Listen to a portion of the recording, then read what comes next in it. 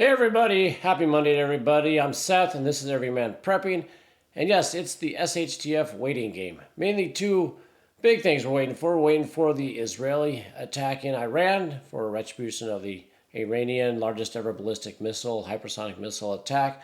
Waiting for that Shtf to happen because that's going to balloon into a bigger and more protracted war. Even though you've got some people out there, some even, I think it was Sergei Lavrov saying, it'll be a mini World War. I don't think there's going to be anything mini about it, but so long the world waiting for that. You know, today's October 7th, the 1-year anniversary of Hamas going into southern Israel and doing what they did over there, and then causing the start of that war. So it's the 1-year anniversary. Does Israel then put their plan into action tonight to strike Iran on the anniversary?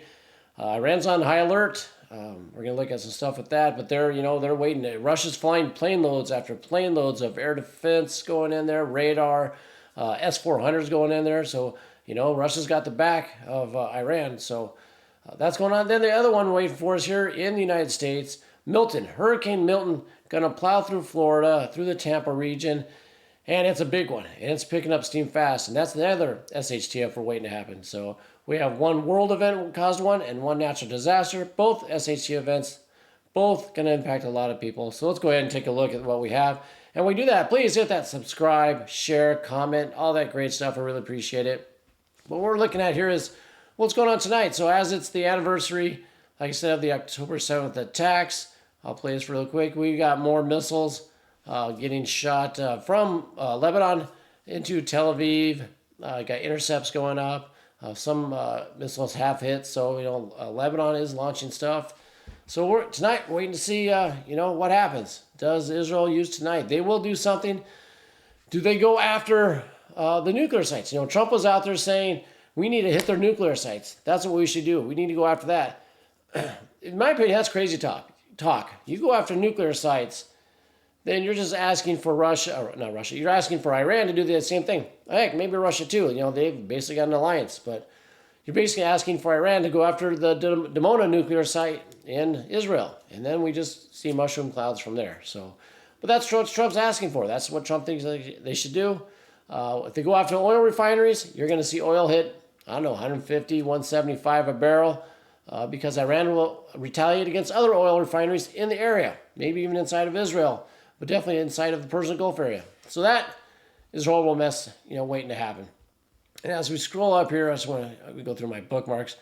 We have what happened let me pause this real quick. So what's been happening a lot in North Carolina, Eastern Tennessee, South Carolina is there's been stories of helicopters coming in and rotor washing people, in the relief efforts. We already know if you follow Southern Prepper One or anybody else in the area, that FEMA's been a problem, stopping people from going in, stopping people. You have to call your donations gifts because they're not donations, they're gifts. Or you live there and you're taking it up there for yourself. Basically, the American people are having to fight their government to save other Americans. So just remember that when another disaster happens, when Milton comes into Florida.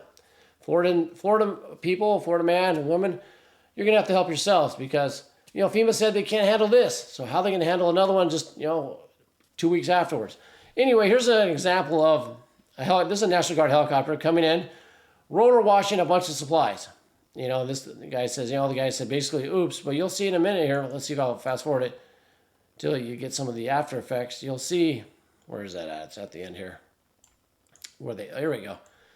You can see the destruction that they laid waste on here. Let's back that. You can see what, things are, let's play that again real quick for you here. You're going to see some of the destruction happen. Let me make it bigger there. Blew over tents, supplies, damage. People, might have got injured. But so that if it was a one-off event, we could see that. But it wasn't a one-off event. Let's go to another one that I have here. Scroll down. We'll talk about Milton in a minute. But here we have another one. Helicopter coming in.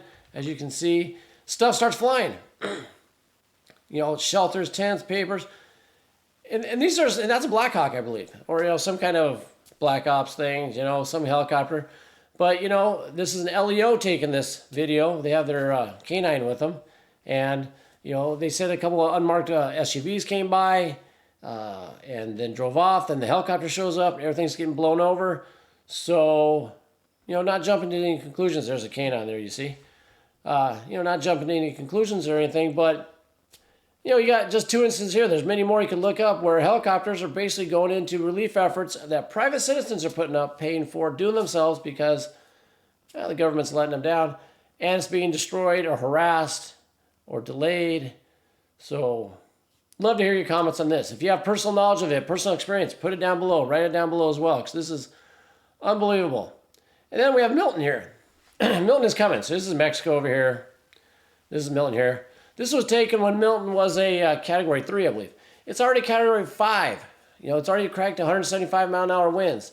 If this hits Tampa as a Cat 5, yeah, they're in trouble down there. There's going to be billions of dollars of damage, flooding, all kinds of destruction. Here's another picture you can see when they predict it.